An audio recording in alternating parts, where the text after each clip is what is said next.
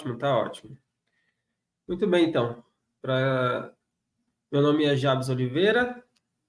Para aqueles que nunca ouviram falar de mim, não sabem o que eu faço, hoje eu tenho meu próprio, digamos, ministério, meu ganha-pão que sustenta a minha família, que é a Shekinah Artesanatos, onde eu faço artesanatos bíblicos, né?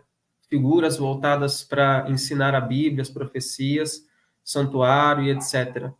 Inclusive alguns materiais que são mais voltados para as crianças também. E sou casado com a Tatiana, tenho 2 filhos, atualmente moro aqui no sul de Minas, em Jacutinga, e é isso, temos buscado fazer a vontade de Deus, levar a mensagem aonde Ele nos permite. Sem mais delongas, porque o tempo é curto, eu quero tentar explanar tudo que eu posso aqui para vocês sobre o assunto. Gostaria de fazer uma breve oração, daqueles que puderem. Vamos ficar de joelhos e pedir a orientação do nosso Deus? Oremos. Santo, eterno Deus, Pai Todo-Poderoso, louvado, exaltado seja o teu nome, Senhor.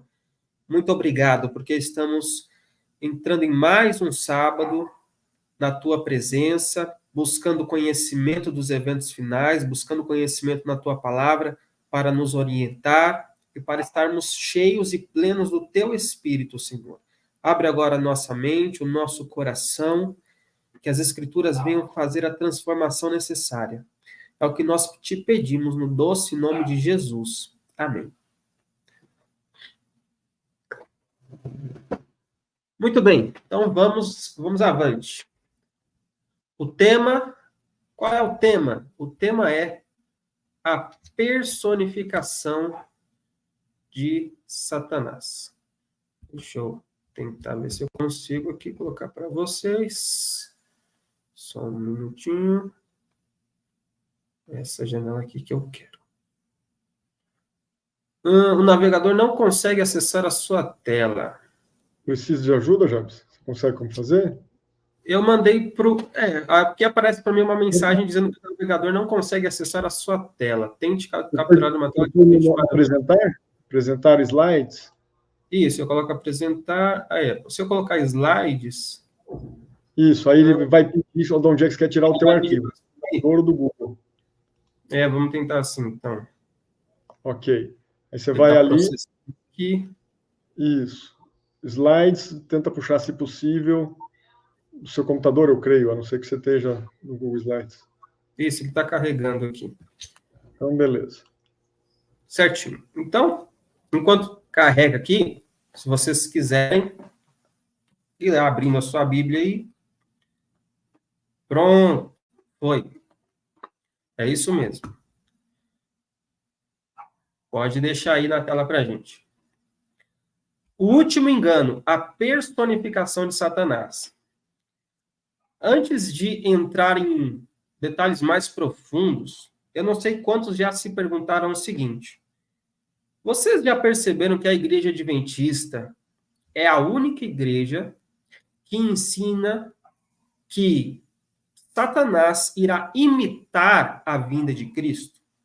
O mundo evangélico, o mundo protestante, ensina que haverá o anticristo, alguém influente que irá liderar o mundo e que, de alguma forma, eu não me aperfeiçoei no que eles compreendem, mas ou é alguém usado por Satanás, né?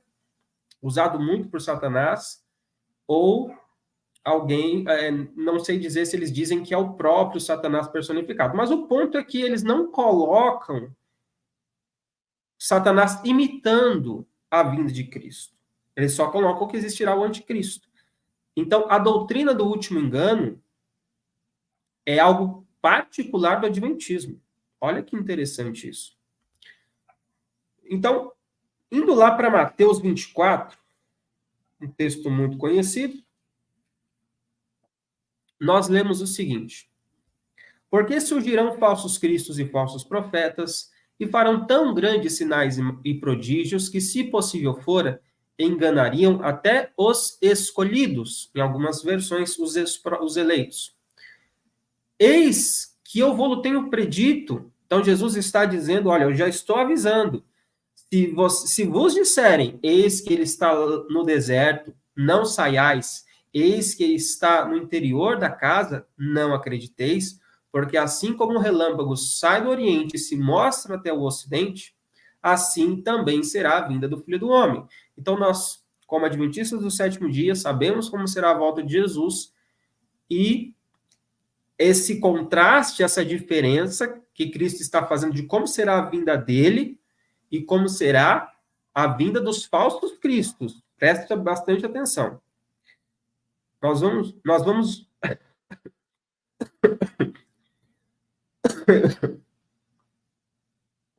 Eu tive uma semana um pouco difícil na questão da garganta, então eu posso tossir algumas vezes aqui durante a explanação, os irmãos me perdoem.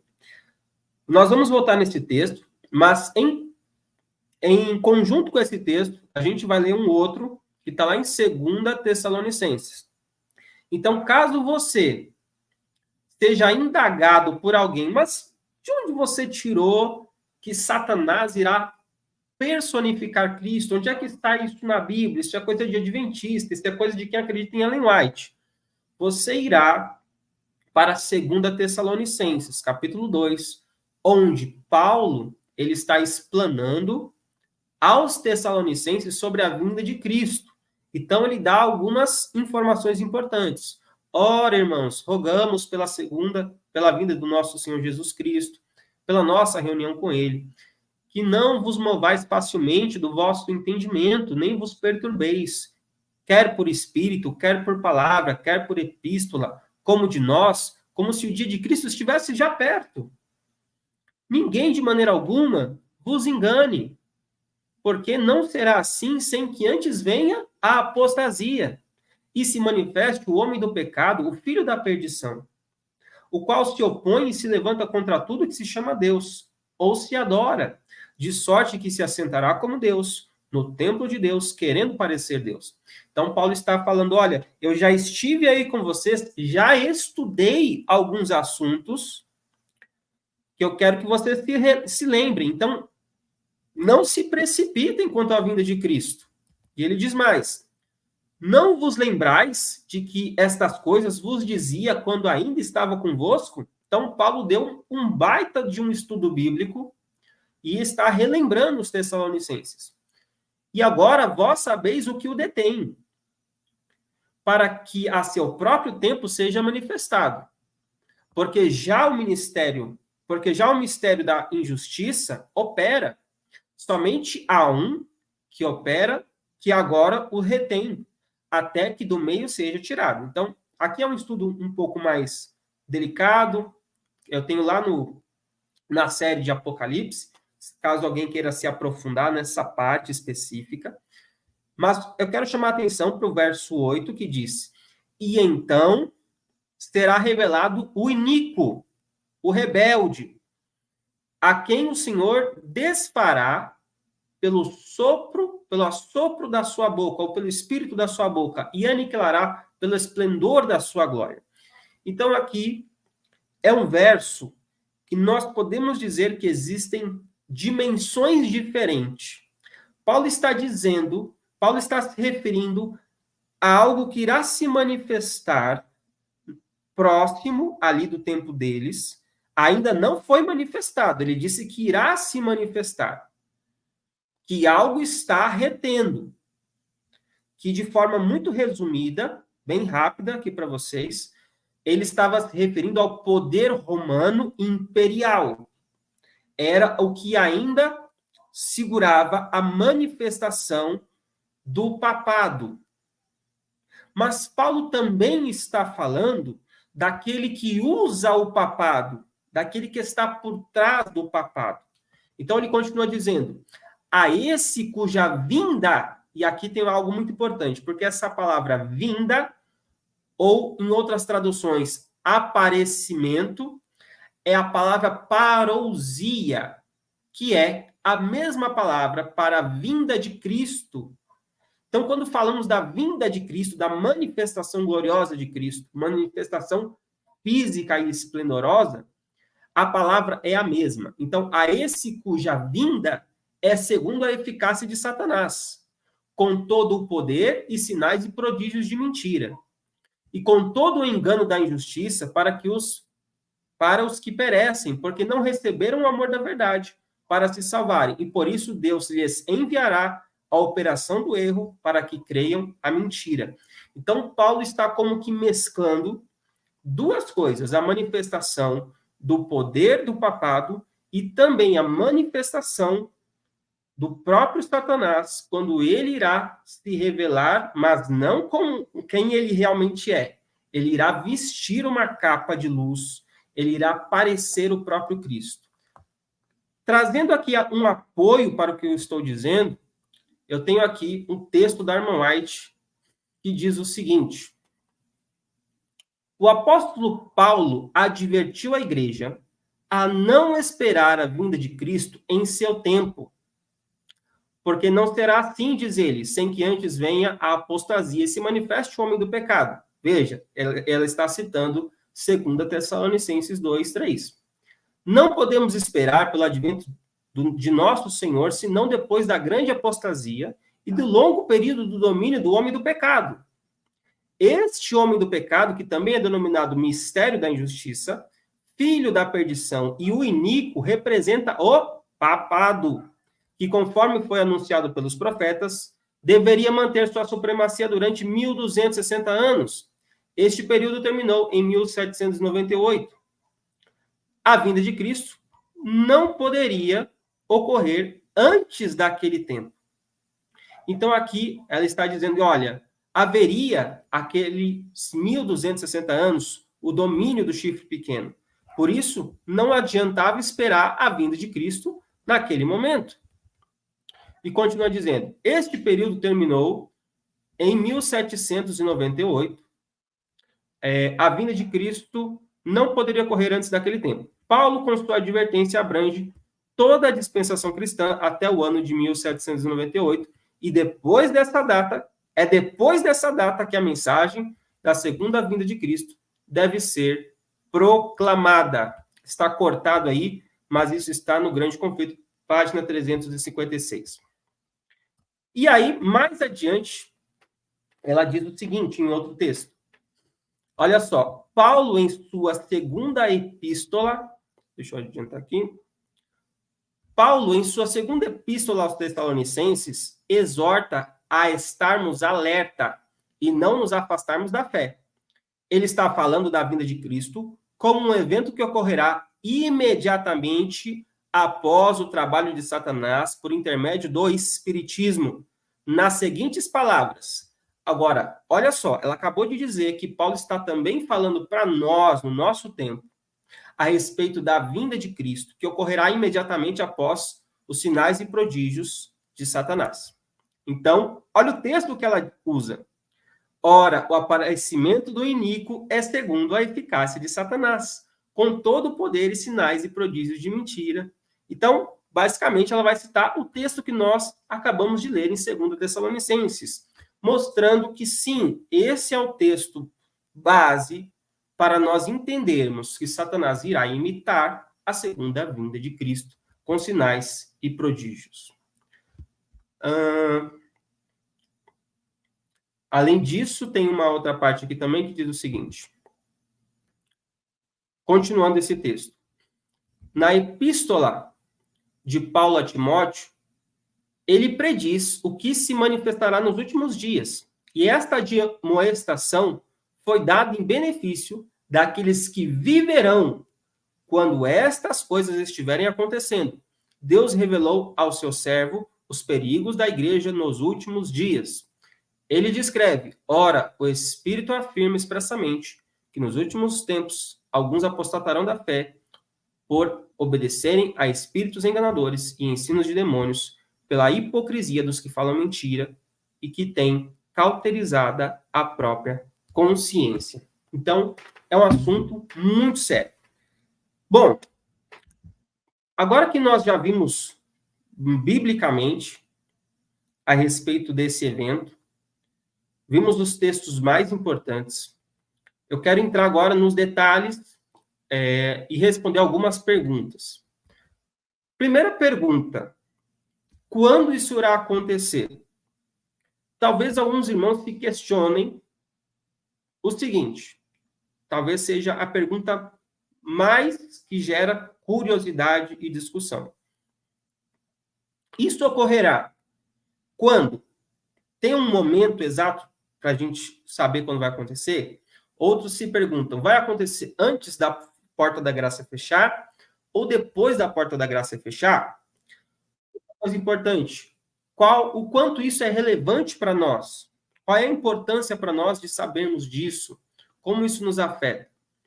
Então, o livro mais importante para a gente estudar esse tema é O Grande Conflito. O Grande Conflito vai falar sobre a personificação de Satanás.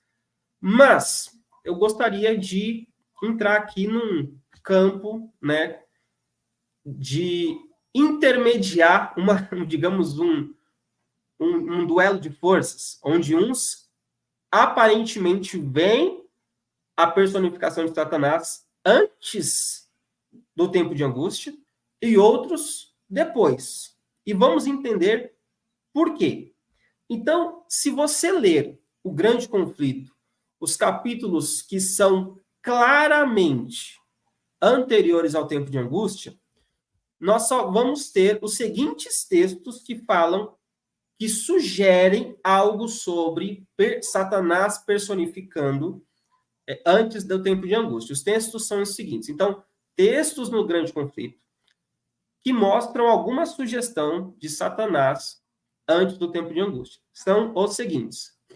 Esse capítulo aqui, ele está, se eu não me engano, no capítulo 36, que vai falar sobre a importância das Escrituras, de ler, estudar e conhecer as Escrituras, que é a nossa única salvaguarda.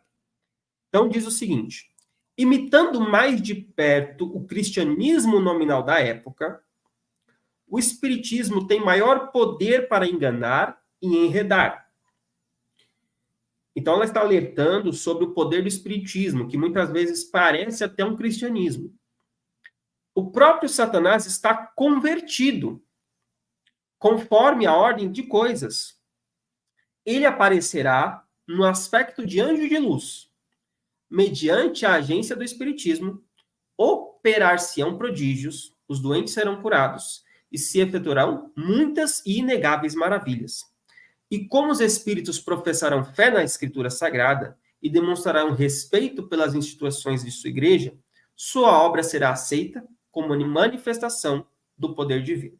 Então, a gente precisa ser honesto com o texto. Primeiro, o texto da irmã White não foi direto, claro, em dizer que ele estará aqui personificando Cristo.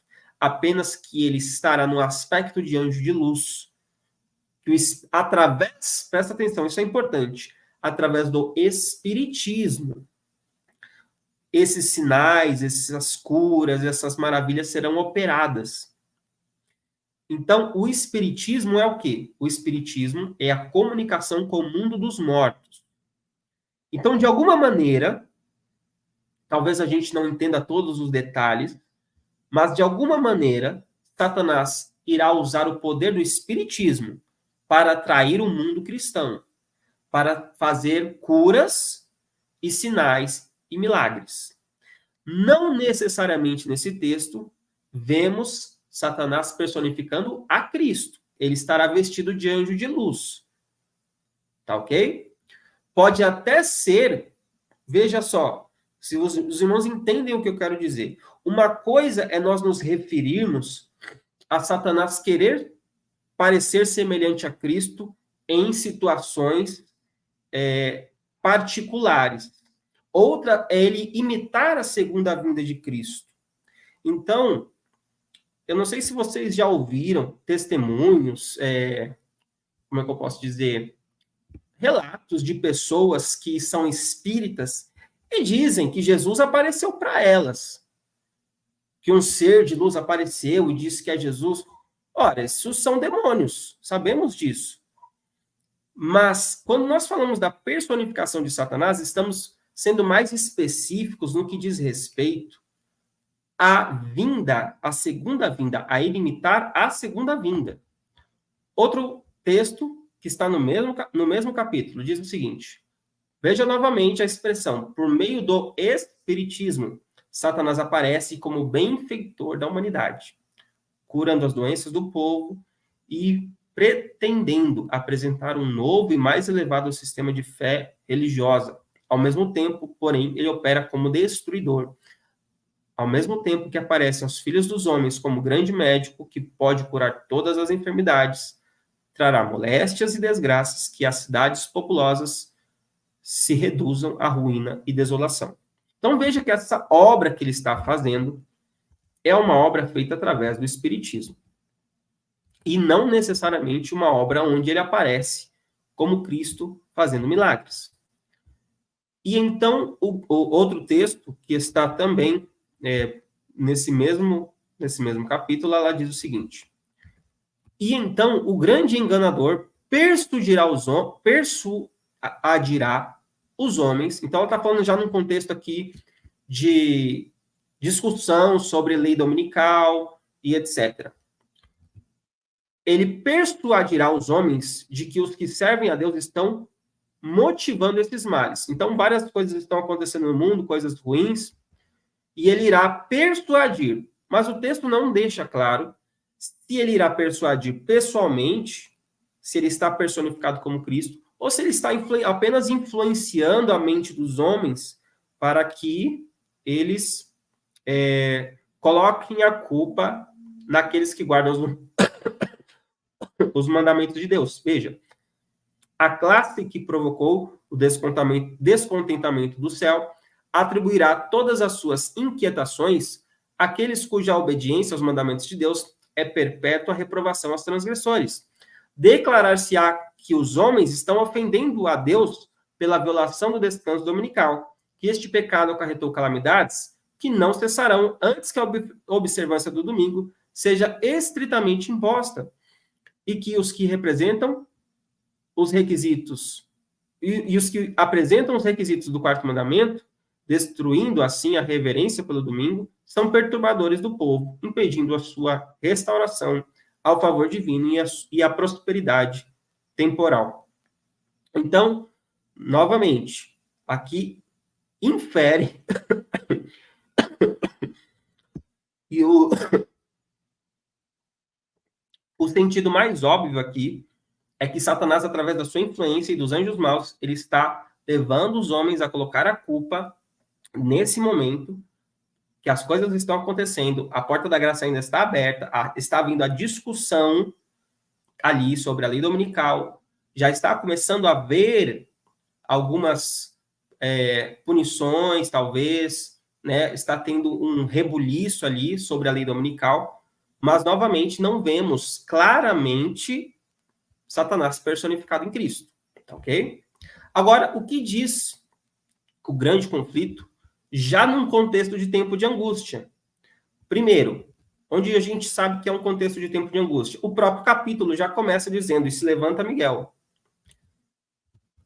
Veja, o capítulo 39, num contexto onde tem perseguição, os crentes estão presos, já foi feito o decreto de morte, os crentes estão sendo acuados. Olha o que ela diz.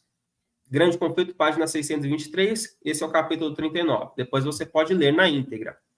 O apóstolo João ouviu em visão uma grande voz no céu exclamando: ai dos que habitam na terra e no mar, porque o diabo desceu a vós e tem grande ira, sabendo que já tem pouco tempo. Terríveis são as cenas que provocam esta exclamação da voz celestial.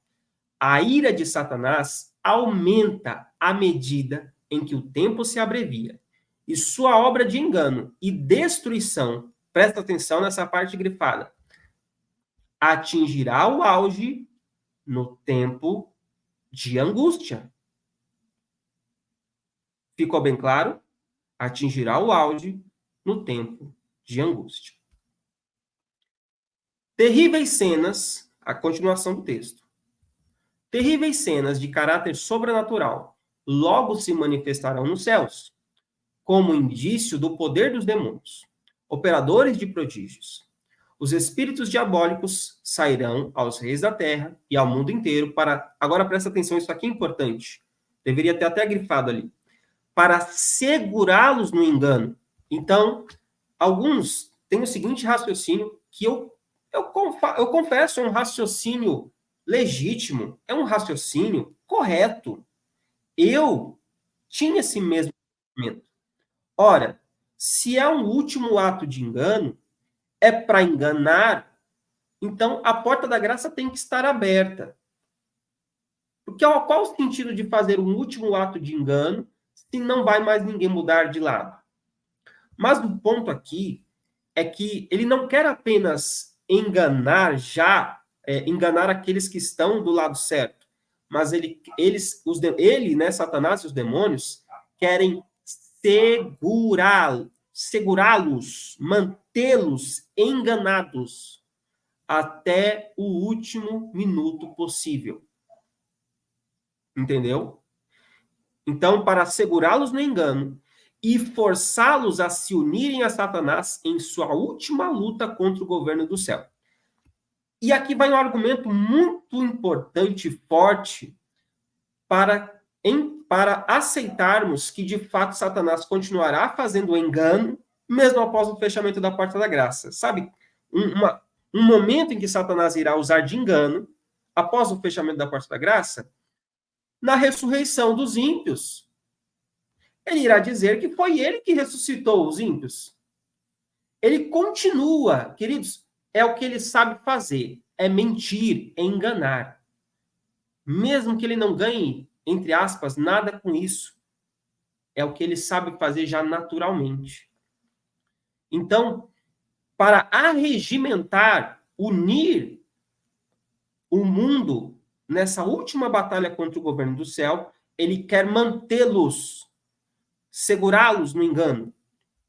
Mediante a estes agentes, serão enganados tanto governantes como súditos. Levantar-se-ão pessoas pretendendo ser o próprio Cristo e reclamando título e culto que pertencem ao Redentor do mundo.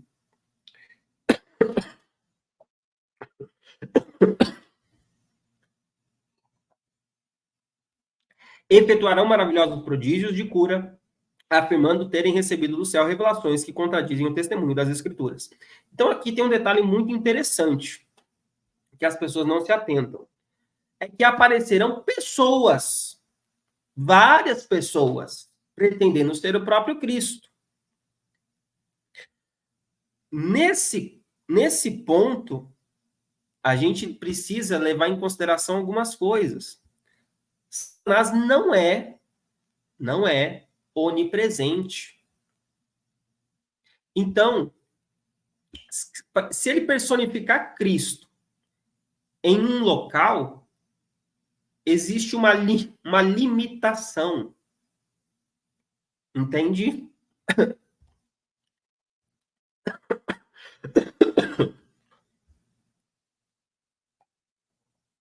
E aí vem o texto que é o clímax, né? Como ato culminante. É a sequência do texto, tá? Não tirei nada.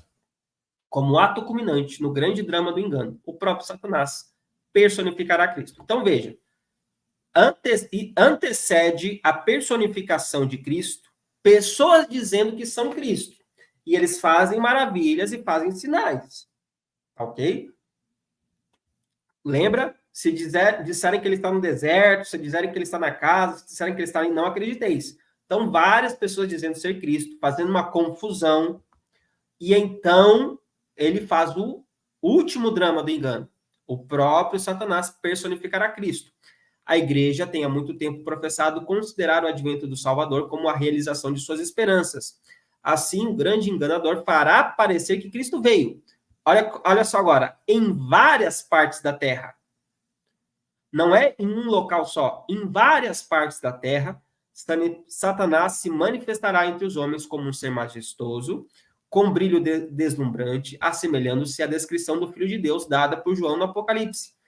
Então, veja, por mais que a gente não entenda exatamente como isso vai acontecer, ele vai aparecer num lugar, de repente, sei lá, vai sumir, depois vai aparecer em outro lugar.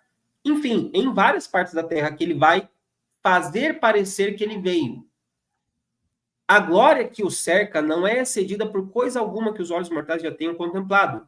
Ressoa nos ares a aclamação de triunfo. Cristo veio, Cristo veio.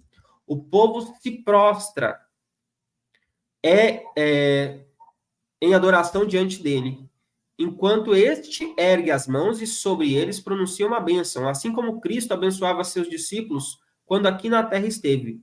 Sua voz é meiga e branda, cheia de melodia. Agora, antes de continuar o texto do grande conflito, eu quero colocar aqui rapidamente um texto muito interessante que está em Verdade sobre os Anjos. Se você abrir o livro Verdade sobre os Anjos, vai ter lá no final um capítulo só sobre a personificação de Satanás. E lá vai ter o seguinte texto. Aqui o texto está enxugado, tá? Não é o artigo inteiro. Mas veja que interessante. Satanás percebe que está prestes a perder a sua causa. Então, o texto, se vocês lerem os parágrafos anteriores, está falando de quando os ímpios, depois já do fechamento da porta da graça, estão perseguindo os crentes para matá-los. E os crentes estão acuados, sem ter para onde ir. E Satanás vê que o tempo dele está acabando. E percebe que quanto mais o tempo passa, mais as pessoas começam a perceber que foram enganadas. Ou quase percebem. Entende? Então, os próprios ímpios que estão perseguindo os cristãos, eles têm dúvidas se estão fazendo o que é correto. Eles começam a perceber que os argumentos bíblicos fazem sentido, mas a porta da graça já se fechou. Mas a questão é, ele quer mantê-los no engano. Então, veja, Satanás percebe que está prestes a perder a sua causa. Não pode iludir o mundo inteiro. Ele faz um último e desesperado esforço para vencer os fiéis pelo engano. Então, existe também um desejo ardente, um desejo assim de Satanás de fazer o remanescente cair, de fazer o remanescente retroceder. Efetua isso personificando a Cristo. Cobre-se com as vestes da realeza que foram cuidadosamente descritas na visão de João. Tem poder para fazer isso. Aparecerá a seus seguidores iludidos. Ao mundo cristão que não recebeu o amor da verdade, antes teve prazer na iniquidade, como Cristo vindo pela segunda vez. Ele se proclama o Cristo, ele é aceito como um tal, um ser imponente e belo, revestido de majestade, com voz suave, palavras agradáveis, e uma glória não superada por coisa alguma que os olhos humanos já contemplaram. Então, seus enganadores e iludidos seguidores, soltam uma exclamação de vitória. Cristo veio pela segunda vez, Cristo veio. Ele levantou as mãos, assim como fazia quando esteve na terra, como Cristo fazia quando esteve na terra, e os abençoou. Então, um texto muito semelhante ao do grande conflito, mas não é o mesmo. O texto continua. Os santos observam com estupefação o que se passa. Então, lembra, Satanás não pode manifestar essa imitação da segunda vinda uma vez só e aparecer para todos os crentes que estão sendo perseguidos em todas as partes do mundo. Ele precisa fazer isso em vários locais diferentes, porque ele quer que os crentes perseguidos também vejam. Ele quer tentar enganar, se possível, até os próprios eleitos, escolhidos. Eleitos e escolhidos em que sentido? Já estão selados. Por mais que ele... Eu não entendo muito bem como é que funciona a cabeça desse ser, mas mesmo que ele saiba que não pode, pelas escrituras, fazer esse povo retroceder, mas ele insiste, ele quer, é o que ele sabe fazer, ele quer enganar, ele quer usar o seu último engano. Quer a prova disso? Vamos continuar o texto. Eles também serão enganados, adorarão a Satanás, a anjos de Deus ao seu redor. É ouvida uma voz clara e firme musical, dizendo, olhem para cima. Aqueles que oravam tinham um só objetivo, a salvação final e eterna de sua alma. Este objetivo estava constantemente diante deles, a vida imortal prometida aos que perseveraram até o fim. Ó, quão sinceros e fervorosos tinham sido seus anseios! O juízo e a eternidade estavam à vista. Pela fé, os seus olhos estavam cravados no trono resplandecente, perante o qual terão de comparecer as pessoas vestidas de branco. Isto os impedia de condescenderem com o pecado.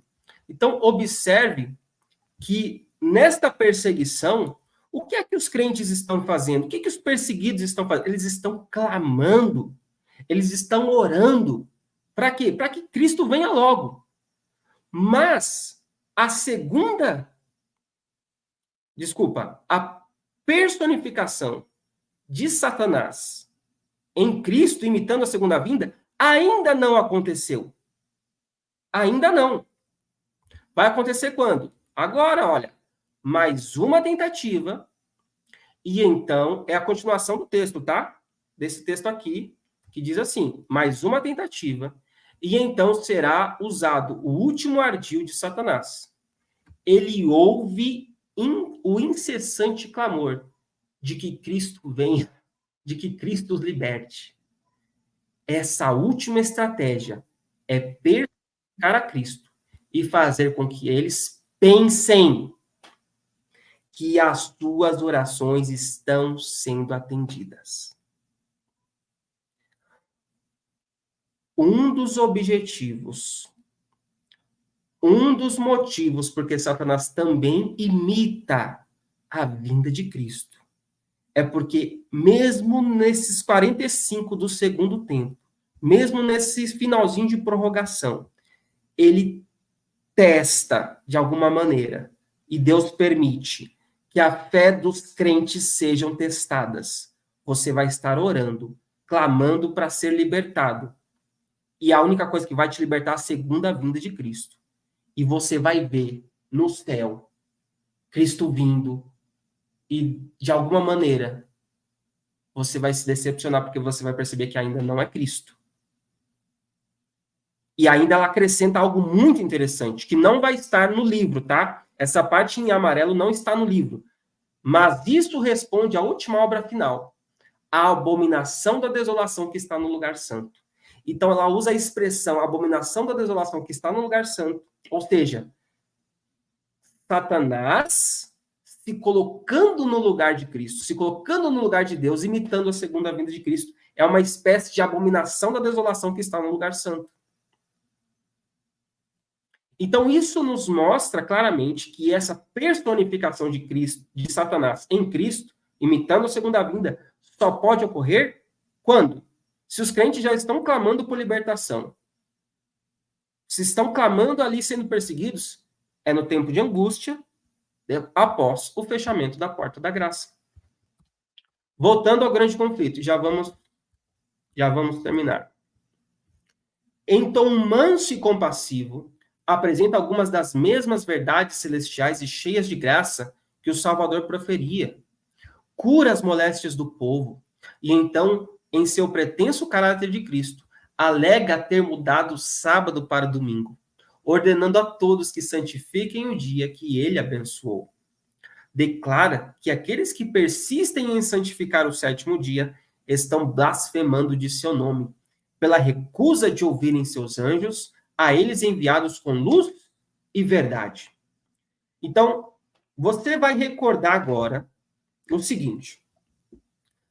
Nos capítulos anteriores do Grande Conflito, é dito que Satanás enviará os seus anjos, seus demônios, para se infiltrar nas fileiras das igrejas, para dizer que Cristo mudou o sábado para o domingo.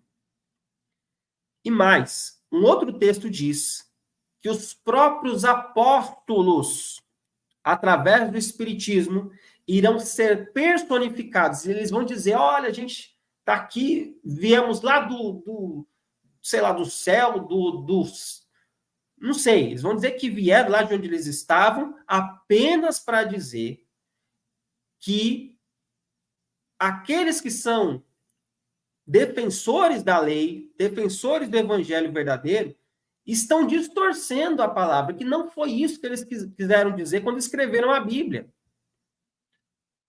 Esse texto é muito interessante. Então, os próprios apóstolos irão ser personificados, os demônios irão personificar os apóstolos para eles dizerem que o que está escrito ali na Bíblia não foi bem isso que eu quis dizer. Eu quis dizer isso aqui. Caminhando para que direção? Para o engano. Então, agora, o próprio Satanás, personificado de Cristo, disse: olha, eu enviei aqui até meus apóstolos, os anjos aqui, para dizer que eu mudei o sábado para o domingo, e mesmo assim esse pessoal aí com cabeça dura, não muda de jeito nenhum.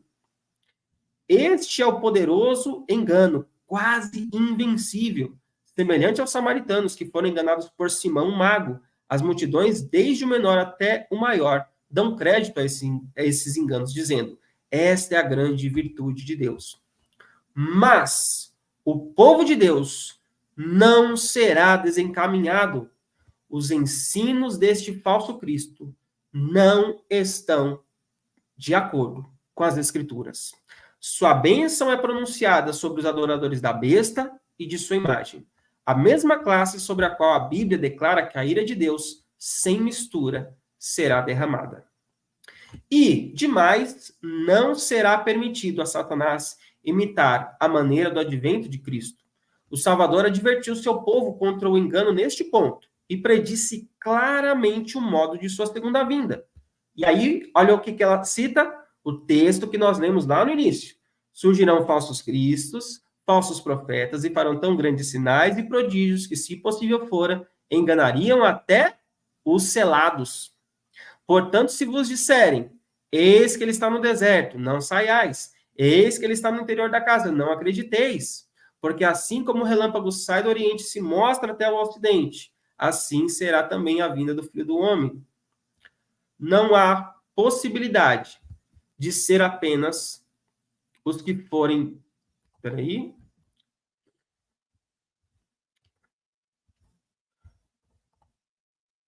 Não há...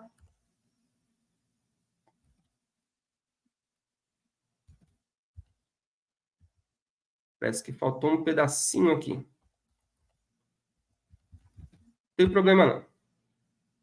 Mas o texto continua dizendo: apenas os que forem diligentes estudantes das Escrituras e receberem o amor da verdade estarão ao abrigo dos poderosos enganos que dominam o mundo. Pelo testemunho da Bíblia, estes surpreenderão o enganador em seu disfarce. Então, meus amigos, quando acontecer esse momento, esse grande drama, o que é que vai surpreender o enganador e o seu disfarce? O testemunho da Bíblia. Para todos virá o tempo de prova. Pela cirandagem da tentação revelar-se-ão os verdadeiros crentes. E aí ela pergunta: acha-se hoje o povo de Deus tão firmemente estabelecido em sua palavra que não venha a ceder à evidência de seus sentidos? Eu pergunto para você, meu amigo, você está tão firme na palavra, você está tão firmado a ponto de não ser enganado pelos seus sentidos? Só retornando aqui, o pedacinho que não está aparecendo ali embaixo é o seguinte: não há possibilidade de ser imitada esta vinda, a vinda de Jesus. Será conhecida universalmente, testemunhada pelo mundo inteiro. Então, ela deixa claro que a segunda vinda de Cristo será testemunhada pelo mundo inteiro, e não um Jesus voltando aqui, outro Jesus voltando ali, um Jesus voltando... vamos ali comigo que Jesus está ali. Não, não é assim que vai acontecer. Continuando aqui. Acha-se o povo de Deus tão firmemente estabelecido em sua palavra que não venha a ceder à evidência de seus sentidos, apegar-se-á nesta crise a Bíblia e a Bíblia só, sendo possível, Satanás os impedirá de obter o preparo para estar em pé naquele dia, meus queridos. Então, Satanás está trabalhando hoje para que você não esteja preparado para aquele dia. Disporá as coisas de tal maneira a lhes obstruir o caminho, embaraçá-los com os tesouros terrestres, fá-los a levar um fardo pesado, cansativo, a fim de que seu coração se sobrecarregue com os cuidados desta vida. e o dia de prova venha sobre eles como um ladrão. Então, os cuidados da vida, as coisas que acontecem no seu dia a dia, se você não tomar cuidado, elas podem, infelizmente, tirar o seu foco de maneira que você não conheça a Sagrada Escritura tão profundamente a ponto de, no momento do engano, você nem saber distinguir. O que eu diria para nós, que é relevante hoje como povo de Deus a respeito desse tema da personificação de Cristo, é o seguinte: não se preocupe com a personificação de Cristo, a personificação de Satanás em Cristo, que está no futuro. Satanás não está preocupado se você vai saber ou não distinguir naquele momento. Se hoje você não tem discernimento espiritual, colírio, para conseguir enxergar quando a comida que você come, muitas vezes, para você, parece Cristo. Mas por trás, Satanás está personificando.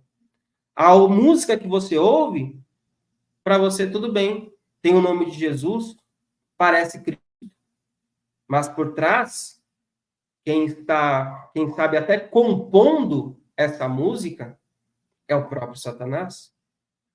Quem sabe o que você assiste, o que você lê, parece cristão, parece Cristo. Mas é Satanás que está disfarçado ali. Os divertimentos que estão na sua vida parecem inocentes. Mas será que não é Satanás personificado para te enganar? Será que os sermões por aí que a gente anda ouvindo não é uma espécie de Satanás personificado em Cristo? Então, meus amigos, mais importante do que qualquer coisa é você conhecer a palavra de Deus. Se você estiver bem firmado na rocha, na palavra, você irá com certeza saber distinguir não só se a vinda gloriosa que você está vendo, porque por mais que é Satanás, meu amigo, personificando Cristo, para nós, meros humanos mortais, vai ser esplendoroso, grandioso. Os sentidos vão ser aguçados. Mas pelo conhecimento da palavra e o testemunho da Bíblia, você vai distinguir e vai falar: não, eu conheço a palavra, eu conheço o meu Cristo, eu conheço o meu Deus. Este não é ele. E hoje você já precisa ter esse discernimento de olhar para algo e dizer: isso não é cristão, isso não é Cristo. Isso é Satanás tentando me enganar. Você precisa ter esse discernimento hoje e estar preparado hoje, amanhã e no futuro. Que Deus nos abençoe, nos dê sabedoria para conseguir ter esse discernimento espiritual. Santo Deus, Pai Todo-Poderoso, estamos aqui diante da Tua presença nesta vigília, buscando conhecimento, buscando Teu Santo Espírito, buscando transformação do nosso caráter. Nós sabemos muito já, sabemos muita coisa. E o Senhor tem nos dado a luz da verdade para que não sejamos enganados. Temos muitos detalhes, mas sabemos que essa verdade, sem a prática, não valerá de nada. Então, mais do que saber os detalhes dos eventos, não que isso não seja importante, mas que nós venhamos a colocar em prática aquilo que nós aprendemos, que nós venhamos a buscar todos os dias Teu Santo Espírito para transformar o nosso coração, para que ele seja semelhante ao de Jesus. Pois somente aquele que não tiver o coração transformado e tiver o coração segundo A vontade de Satanás é que será atraído para ele quando ele imitar a vinda de Cristo. E não só nesse momento, mas em muitos outros que acontece hoje. As pessoas serão atraídas para o inimigo se elas permitirem que o seu coração permaneça com a mentira, o engano, o adultério e todas